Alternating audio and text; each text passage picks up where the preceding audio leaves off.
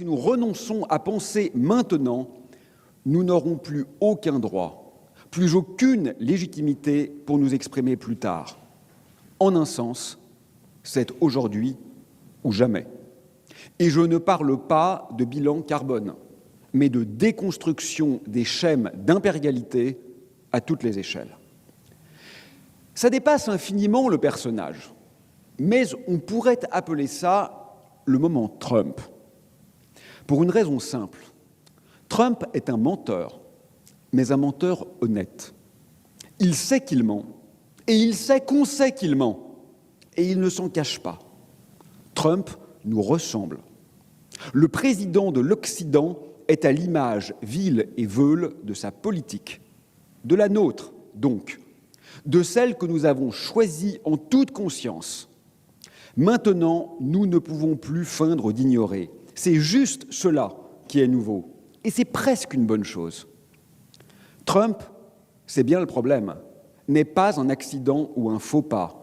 Il est un moment de fidélité, un symbole parfaitement adapté, hélas, à ce qu'il symbolise.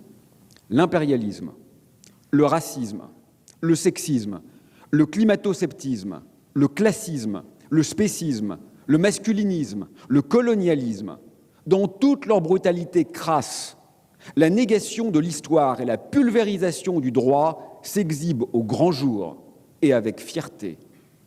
Tout cela préexistait à Trump. Tout cela se passe ailleurs aussi que chez Trump. C'est un peu notre spécialité. Mais Trump a cette vertu de le montrer, de l'incarner. Tout en lui le crie, le hurle, le transpire et le vomit. Il n'y a que du rapport de domination. Trump nous fait un peu payer symboliquement, et ça c'est presque réjouissant. Un vieux mâle ventripotent, vulgaire et stupide, comme égérie de notre civilisation. Petite blessure narcissique. Mais enfin, on l'a bien mérité puisqu'on l'a même choisi. On ne peut plus agir de manière abjecte et se fantasmer, raffiné ou délicat. La barbarie aurait-elle changé de camp au grand jour? Nous le savions, mais maintenant, nous le voyons. Ce n'est plus caché derrière les bonnes manières ou les mots alambiqués, derrière le voile feutré des postures et impostures moralisatrices. Maintenant, nous ne pouvons plus faire semblant d'ignorer ce que nous sommes. La seule question, me semble-t-il, intéressante, à l'exclusion de tout autre, est l'assumons-nous? Souhaitons-nous vraiment cela? Le désirons-nous? Je ne parle pas du personnage de Trump, qu'il est aisé de nier. Je parle de ce dont il est l'emblème, de nos valeurs et de nos projets, donc. Le problème n'est pas qu'il le montre, le problème est que l'Occident le fasse, et depuis bien longtemps. Ce monde, pourtant, n'est pas donné, il est construit, nous le bâtissons. Le moins qu'on puisse dire, c'est que la direction choisie depuis bien longtemps n'était pas exactement réjouissante.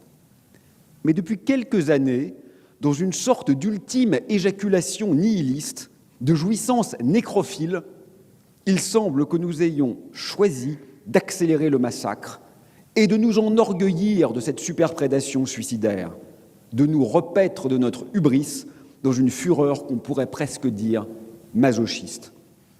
Notre soif de sang n'en finit plus de se nourrir de ses propres exactions. J'insiste, Trump n'est pas l'origine, il n'est que le symptôme, l'incarnation paroxystique. Trump a la vertu de la transparence. Il se lit à livre ouvert, un livre avec peu de mots vu son vocabulaire, mais peu importe, en palimpseste, c'est toute notre civilisation qui s'exhibe. Et ce n'est pas très joli. Trump est notre portrait de Dorian Gray. La seule question est, supporterons-nous de le regarder en face? Il n'est pas un risque pour le futur. Il est la représentation clinquante de ce que fut notre passé et de ce qu'est notre présent. Il va falloir plus qu'une transition ou une révolution. Il va falloir une trahison par fidélité et par amour. Je vais y revenir. En passant, et puisque Trump s'enorgueillit de ses prisons-cages pour parachever l'humiliation et la déshumanisation, en particulier de pauvres gens en situation tragique, il est un peu dommage de ne découvrir ici, en France, la violence du système judiciaire et carcéral que quand elle touche un puissant. C'est une question essentielle et elle devrait nous préoccuper bien davantage, et en premier lieu pour celles et ceux qui subissent les comparutions immédiates et les jugements expéditifs, très souvent sévères, et qui connaîtront les affres de cellules surpeuplées et insalubres, de brutalité et de menaces pendant de longues années, quant à eux. Et ça peut être pire encore. Il est des lieux en ce monde où la torture est institutionnalisée dans les geôles. Ça dit quelque chose de très profond de la civilisation qui le permet et parfois même s'en réjouit. Pensez aux vœux de Pasolini. Alors je pourrais, une fois de plus, vous rappeler que ce que nous construisons n'est pas pérenne. Mais bien sûr que ça ne l'est pas. Mais enfin, vous n'avez pas besoin de moi pour comprendre qu'on ne peut pas dépenser durablement plus que ce que l'on a.